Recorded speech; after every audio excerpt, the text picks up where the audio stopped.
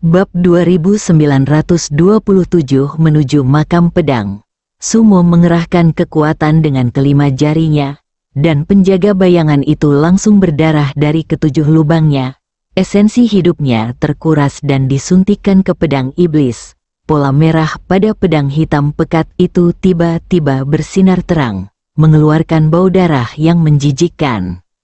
Sekarang, giliran saya. Sumo dengan lembut mengelus pedang itu, senyumnya menakutkan.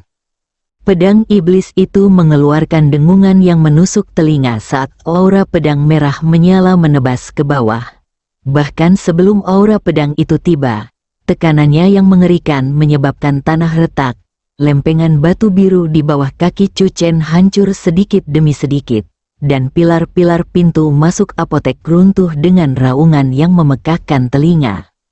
Perisai bintang, perisai cahaya 7 warna muncul tepat pada waktunya. Tetapi retak begitu bersentuhan dengan energi pedang merah tua. Chu Chen mengerang, setetes darah menetes dari sudut mulutnya. Gabungan kekuatan kultivator Naschen Soul dan pedang iblis memang luar biasa. Jika kau mampu menahan salah satu serangan pedangku, berarti kau punya keahlian. Sumo menatapnya dengan tawa dingin. Sayangnya, permainan berakhir di sini. Dia menggenggam pedang itu dengan kedua tangan. Ujungnya menunjuk lurus ke langit. Awan gelap berputar-putar di langit, membentuk pusaran besar. Kilat merah darah yang tak terhitung jumlahnya menyambar menembus awan. Akhirnya bertemu di pedang iblis itu. Iblis darah, hukuman surgawi. Dengan teriakan tajam dari Sumo, kilat merah menyala turun seperti sungai surgawi, melahap seluruh apotek. Pupil mata Chu Chen menyempit. Kekuatan serangan ini cukup untuk meratakan segala sesuatu dalam radius 100 kaki. King Yu, seruan Bai Song terdengar dari dalam rumah. Seberkas cahaya zamrud tiba-tiba menerobos atap, menyatu dengan penghalang cahaya 7 warna pada detik terakhir. Penghalang cahaya biru keemasan yang terjalin itu dengan kuat menahan kilat merah tua. Kedua kekuatan terkunci dalam kebuntuan, lalu meledak dengan cahaya yang menyilaukan. Chu Chen berbalik dan melihat Su Qingyu melayang di udara, tubuhnya diselimuti kepompong cahaya biru. Dia membuat segel tangan, dan pakaian di dadanya berubah menjadi abu, memperlihatkan tanda biru jernih di bawahnya. Tanda berbentuk belah ketupat itu kini terlihat sepenuhnya, perlahan berputar di dadanya. Chu Chen, suara gadis itu terdengar halus dan seperti dari dunia lain. Pinjamkan aku kekuatan logam tajam. Tanpa ragu, Chu Chen mengerahkan seluruh kekuatan logam tajam di dalam tubuhnya ke dalam penghalang cahaya. Saat kedua kekuatan itu menyatu, perubahan mendadak terjadi. Petir merah menyala seketika dimurnikan. Pedang iblis mengeluarkan ratapan yang menyakitkan, dan Sumo tersambar petir, memuntahkan seteguk darah. Mustahil, wajahnya yang garang dipenuhi rasa tidak percaya. Bagaimana mungkin kekuatan Aoki? Su Qingyu membuka matanya, yang tanpa ekspresi emosi manusia. Dia dengan lembut mengangkat tangannya, dan seberkas cahaya zamrud menembus awan, tepat mengenai pedang iblis di tangan Sumo. Patah, sebuah retakan kecil muncul di pedang itu, dan pola merah gelapnya dengan cepat memudar. Ekspresi Sumo berubah drastis. Tanpa lagi mempedulikan harga diri, dia meraih penjaga bayangan yang terluka dan menghilang dalam seberkas darah. Kejar. Tepat ketika Su Qingyu hendak bergerak, sosoknya tiba-tiba bergoyang dan dia jatuh dari langit. Chu Chen terbang mendekat dan menangkapnya, namun mendapati gadis itu sudah pingsan. Tanda berwarna cian itu menghilang kembali ke dalam tubuhnya, tetapi pola berbentuk daun tetap ada di dadanya. King Yu, Bai Song dan Aking bergegas mendekat. Dan lelaki tua itu buru-buru memeriksa denyut nadinya untuk mendiagnosis kondisinya. Ekspresinya berubah-ubah antara cerah dan muram, energi spiritualnya terkuras, tetapi kedua kekuatan itu sudah mulai menyatu. Chu Chen mendongak ke arah Sumo melarikan diri, alisnya berkerut. Meskipun pertempuran ini telah menakutkan musuh yang kuat, pertempuran ini juga telah mengungkap terlalu banyak rahasia. Yang lebih merepotkan adalah kenyataan bahwa kekuatan kayu azure yang terbangun di dalam Su Qingyu tampaknya memiliki kesadaran independen, yang mungkin bukan hal yang baik bagi pemiliknya. Kita harus segera sampai ke makam pedang, gumamnya pada diri sendiri. Mungkin ada cara untuk mengendalikan kekuatan ini di sana. 3 hari kemudian, sebelum fajar, kota Qingxi diselimuti kabut biru pucat. Chu Chen berdiri di halaman belakang apotek, seberkas cahaya keemasan menelusuri jalan halus di kabut pagi dari ujung jarinya. Setelah berhari-hari bermeditasi, kekuatan spiritualnya telah mencapai puncak alam inti emas tingkat menengah, dan dia dapat menggunakan kekuatan pecahan emas tajam dengan mudah. Saudara Chu, semuanya sudah siap. Aking berjalan menyusuri koridor sambil membawa bungkusan besar di punggungnya, dengan kantung obat baru tergantung di pinggangnya. Di belakangnya, Su Qingyu, mengenakan pakaian putih polos, rambut panjangnya diikat tinggi dengan tali biru, tampak gagah dan berwibawa. Hanya tanda berbentuk daun yang samar-samar terlihat di dadanya yang menjadi pengingat akan pertempuran mengerikan 3 hari sebelumnya. Paman Bai telah pergi untuk melakukan pengintaian. Su Qingyu berjalan ke sisi Chu Chen dan berkata dengan suara sangat pelan, "Para penjaga di sekitar makam pedang telah dipindahkan, tetapi kita hanya punya waktu 2 jam." Chu Chen mengangguk, pandangannya menyapu dada wanita itu. Di sana, aura pecahan kayu hijau itu lebih terkendali daripada 3 hari yang lalu, namun juga lebih kuat.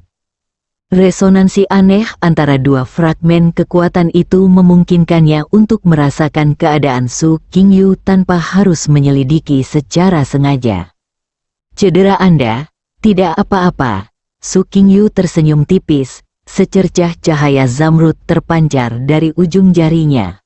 "Berkat kekuatan logammu yang tajam, pecahan kayu hijau telah distabilkan untuk sementara." Aking mencondongkan tubuh lebih dekat dan secara misterius mengeluarkan 3 botol giok dari kantung obatnya. "Aku membuat pil penyamaran ini semalam. Pil ini dapat menyembunyikan keberadaan kita selama 3 jam. Bahkan jika kita bertemu dengan kultivator Naschensol, mereka tidak akan dapat mendeteksi kita tanpa penyelidikan yang cermat." Chu Chen mengambil botol giok itu dan menuangkan 1 pil berwarna hijau zamrud. Pil itu memiliki pola seperti awan di permukaannya dan mengeluarkan aroma mint yang samar. Berdasarkan pengetahuannya, ini setidaknya adalah pil tingkat Suan kelas menengah, sesuatu yang mustahil bisa dimurnikan oleh seorang gadis tahap pemurnian Qi biasa. Menariknya, di alam Suan Tian, baik ramuan maupun artefak magis dibagi menjadi langit, bumi, hitam, dan kuning, dan selanjutnya dibagi lagi menjadi 3 tingkatan, atas, menengah, dan bawah. "Barang-barang berharga milik ayahmu." Chu Chen mengangkat alisnya dan bertanya, seolah merasakan ada sesuatu yang tidak beres. King menjulurkan lidahnya, lagi pula, dia hanya menyembunyikannya. Jadi mengapa tidak menggunakannya untuk menyelamatkan seseorang? Saat kabut pagi perlahan menghilang, ketiganya telah menempuh perjalanan lebih dari 10 mil dari kota Qingxi. Bai Song menunggu di pintu masuk jalan pegunungan di depan. Setelah melihat rombongan itu, dia tidak banyak bicara, tetapi hanya mengeluarkan token giok putih dan meremasnya. Tiba-tiba, awan dan kabut di depan mereka menghilang, memperlihatkan tangga batu berliku yang mengarah ke atas, dengan runi kecil berbentuk pedang terukir di setiap anak tangga. "Ini adalah lorong rahasia makam pedang." Ekspresi Bai Song tampak serius. "Ingat, apapun yang kalian lihat, jangan sentuh pedang-pedang itu, terutama yang di bagian dalam. Dia tiba-tiba berhenti berbicara, menatap Su Qingyu dengan tatapan yang rumit. Silakan bicara dengan leluasa, Paman Guru, kata Su Qingyu dengan tenang. Bai Song menghela napas. Lapisan dalam makam pedang tidak berisi pedang, melainkan manusia. Mereka semua adalah leluhur yang mencoba mengendalikan pedang iblis tetapi gagal. Pedang mereka semua membawa kebencian dan kedengkian yang sangat kuat. Di ujung anak tangga batu terdapat dinding gunung yang curam dengan dua aksara berwarna merah darah bertuliskan penguburan pedang, terukir di atasnya. Bai Song mengeluarkan selembar kertas giok berwarna biru kehijauan dan menempelkannya ke dinding batu. Gunung itu sedikit bergetar, memperlihatkan sebuah pintu masuk gua yang gelap. Hanya ini yang bisa kubawakan sejauh ini. Bai Song mengeluarkan peta yang sudah menguning dari sakunya dan menyerahkannya kepada Chu Chen. Ikuti rute ini, hindari semua area yang ditandai merah. Pastikan untuk keluar sebelum tengah hari, jika tidak, pembatasan makam pedang akan diaktifkan kembali, dan kita akan terjebak di dalamnya. Chu Chen mengambil peta itu dan memindainya dengan indera ilahinya, menghafal semua detailnya. Tetua Bai, tenanglah. Bab 2928 Pedang Iblis. Pintu masuk gua tertutup tanpa suara setelah semua orang masuk. Kegelapan menerobos masuk seperti gelombang pasang, dan tepat ketika Aking hendak menyalakan korek api, Chu Chen menghentikannya.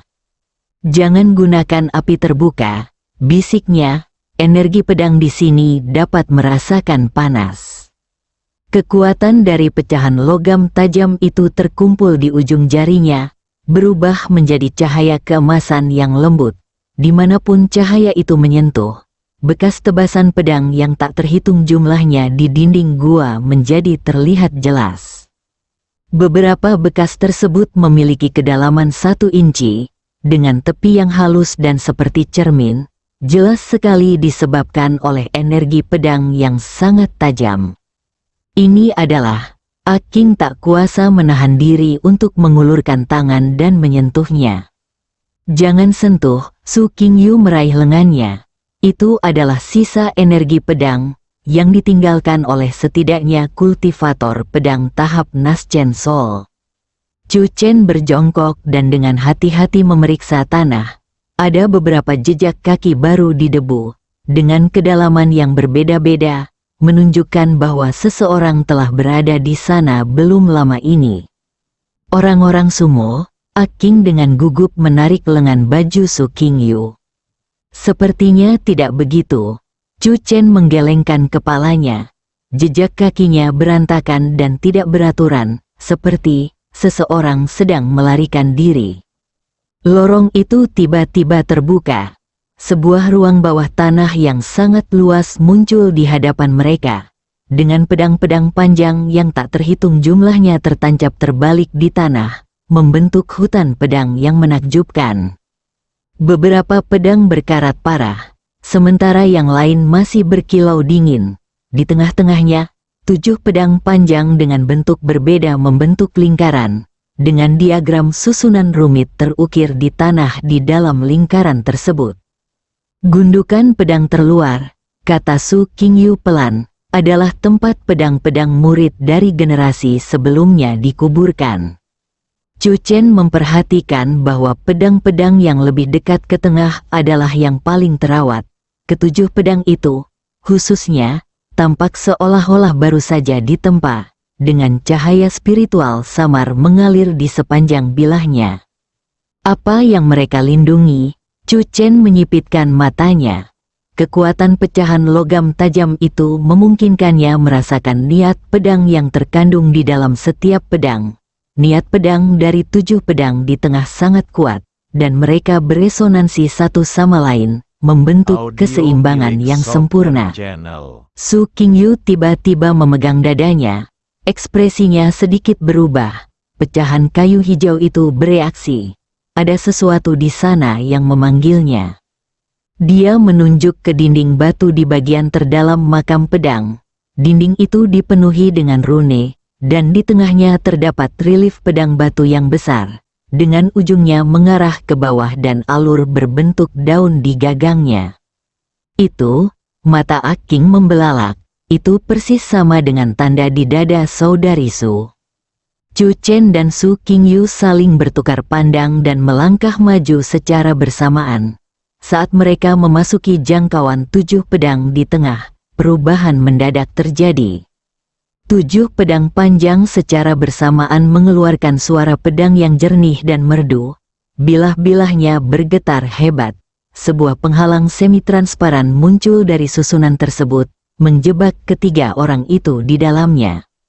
Yang lebih menakutkan lagi, semua pedang panjang di seluruh makam pedang itu mulai berdengung, seolah-olah akan terbang dari tanah kapan saja. Oh tidak, kita telah mengaktifkan formasi pedang pelindung, wajah Su Qingyu memucat. Chu Chen dengan cepat memperluas indera ilahinya dan menemukan keseimbangan yang rumit di antara ketujuh pedang tersebut. Menggerakkan salah satu pedang akan memicu serangan pada seluruh formasi pedang. Tetapi jika ketujuh pedang tersebut terpengaruh secara bersamaan. Aking, berdirilah di tengah formasi. Chu Chen menunjuk ke tengah diagram formasi. Nona Su, cobalah gunakan kekuatan kayu hijau untuk berkomunikasi dengan pedang batu itu. Lalu bagaimana denganmu? Tanya Su Qingyu dengan gugup. Chu Chen tersenyum tipis. Aku akan menemani ketujuh senior ini sebentar. Saat Chu Chen melepaskan kekuatan penuh dari pecahan logam tajam itu, aura keemasan samar terpancar dari tubuhnya. Dia membentuk segel tangan, dan 7 benang emas halus, setipis rambut, melesat dari ujung jarinya, terhubung dengan tepat ke 7 pedang panjang tersebut. Pergi, dengan teriakan lembut. Ketujuh benang emas itu bergetar secara bersamaan. Frekuensi getaran ketujuh pedang panjang itu tiba-tiba berubah, dan keseimbangan di antara mereka sedikit terganggu lalu dibangun kembali. Pembatas itu berkedip beberapa kali, dan muncul celah yang hanya cukup lebar untuk dilewati satu orang. Sekarang juga, dahi Chu Chen dipenuhi keringat dingin. Mengendalikan 7 niat pedang sekaligus juga merupakan beban yang sangat berat baginya.